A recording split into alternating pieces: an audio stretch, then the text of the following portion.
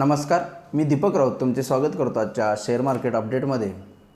आज markets global cues एकदम खराब। सकाळी मॉर्निंगलाच डाव जोन्स काल बंद होते सोमवारी, पण US फ्युचर्स जवळपास 500 पॉईंट मायनसमध्ये होते आणि एशियन मार्केट सगळे जवळपास 2-2.5% निगेटिव्हमध्ये ट्रेड करत होते आणि त्या अनुषंगानं आपणही जवळपास 2-250 पॉईंट निफ्टी निगेटिव्हमध्ये ओपन झाले। सेन्सेक्स जवळपास 600-700 पॉईंट निगेटिव्हमध्ये, बँक निफ्टी जवळपास 500 पॉईंट निगेटिव्हमध्ये ओपन झाली। आजचं निगेटिव्ह ओपनिंगचं कारण रशिया आणि युक्रेनचा जो कॉन्फ्लिक्ट सुरू आहे, वॉर होण्याची भीती आहे, त्याच्यामध्ये रशियानं काल मोठा निर्णय घेतला रात्री। युक्रेनची जी रिजन येते वेस्टर्न रिजन, ज्याच्यामध्ये डोनबास आणि लुहान्स्क हे 2 शहरं आहेत, जी ऑलरेडी रशियन ऑक्युपाईड करते त्यांना, पण ते नकाशानं युक्रेनच्या हद्दीमध्ये आहेत। म्हणजे जसं भारताचा पाकव्याप्त काश्मीर आहे, काश्मीर भारताचा आहे, पण पाकव्याप्त काश्मीर हा सुद्धा एक दुसरी टेरिटरी आहे आणि त्या टेरिटरी तशी जी आपली टेरिटरी आहे तशी युक्रेनची टेरिटरी जी आहे डॉनबास शहराची, ती रशियन हद्दीमध्ये ऑलरेडी रशिया बऱ्यापैकी कंट्रोल करतं आहे आणि रशियाचंच तिथं चालतं आहे। त्या रिजनला, डॉनबास रिजनला रशियानं एक इंडिपेंडंट कंट्री म्हणून घोषित केलं, इंडिपेंडंट राज्य म्हणून घोषित केलं आणि त्याच्या सुरक्षेसाठी रशियन आर्मी आम्ही तैनात करत आहोत आणि त्याला एक इंडिपेंडंट टेरिटरी म्हणून त्यांनी काल रात्री घोषित केलं आणि त्यामुळं सगळे मार्केट्स क्रॅश झाले। एकंदरीत युक्रेन रशियाचं वॉर कॉन्फ्लिक्ट आहे, त्या वादाला बरेच दिवस डिप्लोमॅसीतून चर्चा चालू होती, पण कालच्या रशियाच्या निर्णयामुळे त्याला आता तोंड फुटलेलं आहे आणि त्या निर्णयामुळं ऑलरेडी अमेरिकेनं आणि युरोपियन युनियननं आणि नॅटो कमिटीनं ऑलरेडी सांगितलेलं की तुम्ही कोणत्याही प्रकारचे निर्णय घेतला तर तुम्हाला मोठे सँक्शन्सला सामोरं जायला लागेल आणि त्या संपूर्ण सँक्शन्सचा अभ्यास केल्यानंतरनं आणि रशियननं ऑलरेडी आर्मी तैनात होती त्या रिजनमध्ये, त्यांनी तो निर्णय घेतला। कारण व्लादिमीर पुतिन यांची अपेक्षा होती की जो बायडननी मध्यस्थी करावी, त्यांनी स्वतः भेटावं। काल पुतिनची ॲड्रेस जे त्यांनी केलं तो निर्णय घेतल्यानंतरनं त्यावेळी ऐकलं की त्यांचं म्हणणं आहे की रशियाला तुम्ही मोठी कंट्री मानत नाही, रशियाला फार तुम्ही इम्पॉर्टन्स देत नाही आणि आमचा इम्पॉर्टन्स आम्हाला सिद्ध करायसाठी त्यांनी हा निर्णय घेतला असं एकंदरीत दिसतंय। डॉनबास रिजनवर ऑलरेडी युक्रेनियन रेबेल्सकडून काही हल्ला झालेला होता, कट्टरपंथीय युक्रेनचे आहेत त्यांच्याकडून थोडा हल्ला झालेला होता आणि त्याच्यावरती प्रतिहल्ला जे रशियन कट्टरपंथीय त्या शहरात आहेत त्यांच्यामध्ये वाद चाललेला, गोळीबार बरेच दिवस जे न्यूज येत होत्या तो त्या 2 कट्टरपंथीयांच्यामध्ये चालत होतं। कोणतीही कंट्री डायरेक्टली इन्व्हॉल्व नव्हती, पण कालच्या निर्णयानंतरनं मात्र रशियानं आता त्या रिजनला 2 रिजनला, डोनबास आणि एक दुसरी लुहान्स्क असं काहीतरी नाव आहे त्याचं, त्या दोन्ही रिजनला इंडिपेंडंट म्हणून घोषित केलं आहे आणि त्यासाठी रशियन आर्मी तैनात केलेली आहे। त्या न्यूजनं मार्केट्स खाली आली आहे की ह्या वादाला तोंड फुटले आणि वॉरची शक्यता आता होणार, या हिशोबानं मार्केट्स खाली आले। पण लेट आफ्टरनून जसे युरोपियन मार्केट्स सुरू झाले तिथून थोडी मार्केटला रिकव्हरी आली, कारण हा निर्णय काल रात्री झाला। त्यानंतर मग कोणत्याही प्रकारचं पाऊल वॉरच्या दृष्टीनं युक्रेनकडून आलेलं नाही आहे। युक्रेनचे प्रेसिडेंटनी सुद्धा म्हणणं मांडलं नाटोमध्ये, त्यांनी आज आपल्या इंडियन टायमिंगनुसार सकाळी 8:30-9 वाजता त्यांचे आपलं मार्केट जे ओपनिंगच होत होतं त्याचवेळी त्यांनी युनायटेड नेशन्सची इमर्जन्सी मीटिंग झालेली, भारतानं सुद्धा आपला पक्ष ठेवला आणि भारत तटस्थ आहे कारण अमेरिका आणि रशिया दोन्ही भारताचे मित्रराष्ट्र असल्याकारणानं आणि जर्मनी मित्रराष्ट्र असल्याकारणानं भारतानं थोडे तटस्थ भूमिका घेतली। पण युक्रेननं त्यांचं म्हणणं मांडलं आणि युक्रेननं सांगितलं की आम्ही कुणाला घाबरत नाही, पण आम्ही डिप्लोमॅसीतून चर्चा करण्यात इंटरेस्टेड आहे आणि आम्हाला डिप्लोमॅसीतून हा वाद सुटावा असं वाटतं आहे। पण याचा अर्थ असा नाही की आम्ही युद्ध करू शकत नाही, आम्ही युद्ध कुणासोबतही करू शकतो आणि आम्ही कोणत्याही प्रकारची आमची जमीन कुठल्या देशाला देणार नाही किंवा इंडिपेंडंट राष्ट्र हे जे रशियानं घोषित केलं हे इल्लीगल आहे आणि युनायटेड नेशन्सच्या नियमांविरुद्ध आहे, त्यामुळे युनायटेड नेशन्सनी त्यांच्यावर कडक कारवाई करावी अशा पद्धतीचं युक्रेननं म्हणणं मांडलेलं आहे युनायटेड नेशन्सनं। आणि अमेरिकेनं आणि NATO कमिटी आणि अदर युनायटेड नेशन्सच्या मेंबर्सनी ऑलरेडी रशियाला सांगितलेलं आहे की आम्ही तुमच्यावर कडक निर्बंध लावणार. आणि त्या पद्धतीचे पावलं आता युरोपियन युनियनमधनं या लागलेले आहेत. जर्मनीनं मगाशी जर्मन चान्सलरनी त्यांची जी गॅस पाईपलाईन चा नवीन प्रोजेक्ट चालू आहे त्याच्यावर स्टे आणला आहे, परमिशन्स दिलेले नाहीत, त्याच्यावर सँक्शन आणलेत. मगाशी जस्ट 4-4:30च्या आसपास ती न्यूज आलेली आहे. UKनं इंग्लंडनं जे काही लंडन बेस रशियन बँक्स आहेत त्यांच्यावर कडक निर्बंध लावलेत. जस्ट पार्लमेंटमध्ये बोरिस जॉन्सन यांनी डिक्लेअर केले. आणि अमेरिका ही सँक्शन्स आणण्याच्या तयारीत आहेत. आणि मे बी आज आपणाला म्हणजे आज रात्री ते सँक्शन्स काही नाही कशा ना कशा प्रकारचे लावतील अशा न्यूज यायला लागल्या. लेट आफ्टरनून मार्केटला रिकव्हरी येण्याचं कारण तेच होतं की मार्केटला इमिजिएट काहीतरी वॉर होईल अशी भीती वाटत होती, त्यामुळे मार्केटनं रिॲक्शन दिलेली.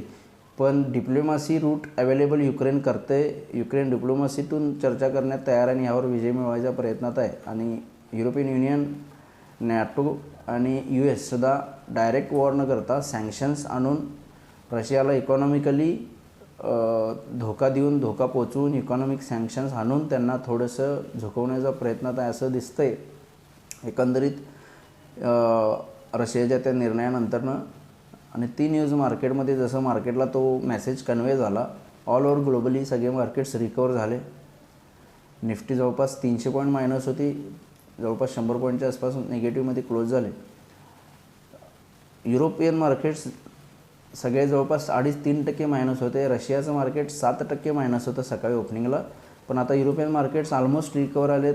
इंग्लंडचं मार्केट ग्रीनमध्ये क्लोज आहे सध्या सुरू. FTSE, DAX, Germany, France, Italy हे सगळे रिकवर झालेत. ऑलमोस्ट संपूर्ण लॉसेस सकाळचे त्यांनी रिकवर केलेत. रशियन मार्केटसुद्धा 7% मायनस होतं, ते आता फक्त 2% मायनस राहिलेलं आहे.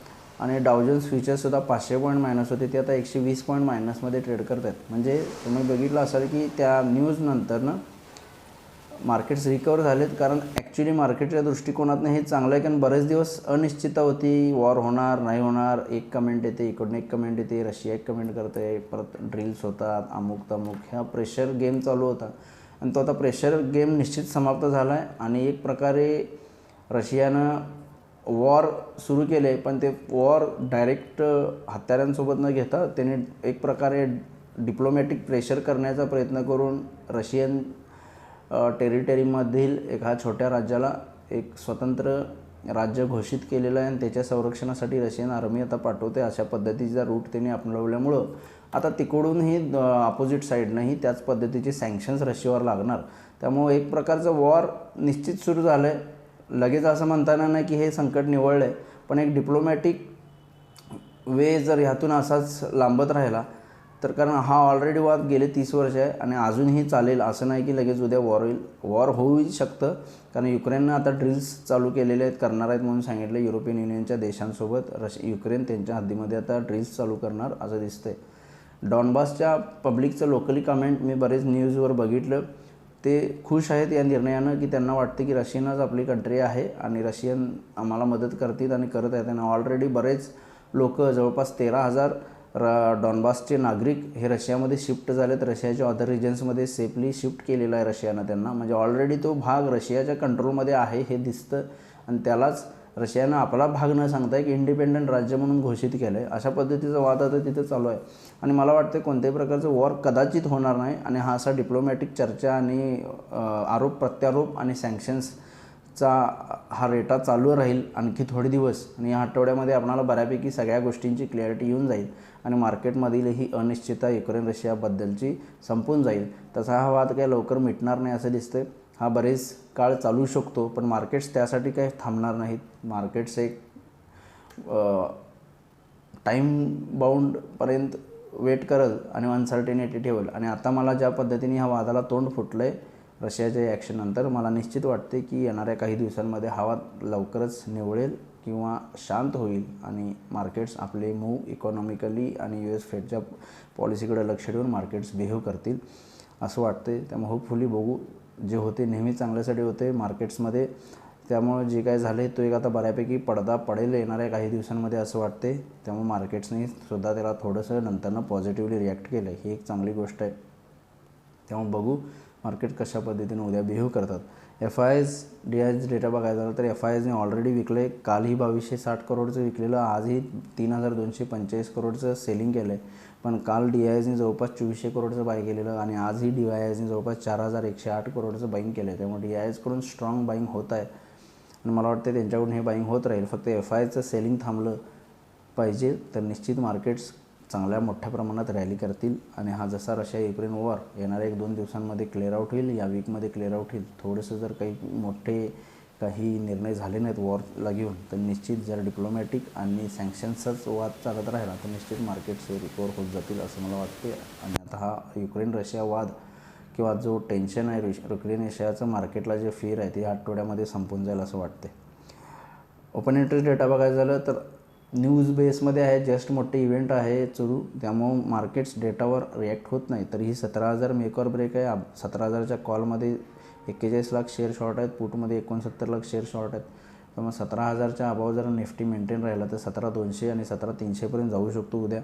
बँक निफ्टी 37,500 कॉल आणि पुट 15 लाख शेअर आणि 12 लाख शेअरचा ओपन इंटरेस्ट आहे. 37,500 हा मेक ऑर ब्रेक आहे. अबाव 37,500 38,200पर्यंत जाऊ शकतो. बिलो 37,500 37,000पर्यंत येऊ शकतो.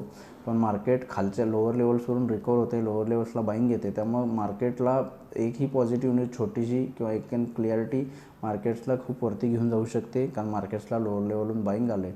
आणि टेक्निकली मार्केट 16,800 16,900 या रेंजला सपोर्ट घेऊन मार्केट नेहमी बाउन्स करण्याचा प्रयत्न केला आहे. आता ही जवळपास 3री-4थी खेप आहे की मार्केट 16,800 16,900वरून बाउन्स होऊन 17,100 17,200 इमिजिएट सेम डे 2-3 वेळा रिकवर झालं आहे. त्यामुळे 17,800 जर आपण डिफेंड केला या रशिया युक्रेन वॉरच्या वादांमध्ये आणि हा वाद निवळला तर निश्चित आपण 17,800पर्यंत जाऊ शकतो. पण त्यासाठी 17,400 आणि 500 ही लेवल्स क्रॉस होणं गरजेचं आहे.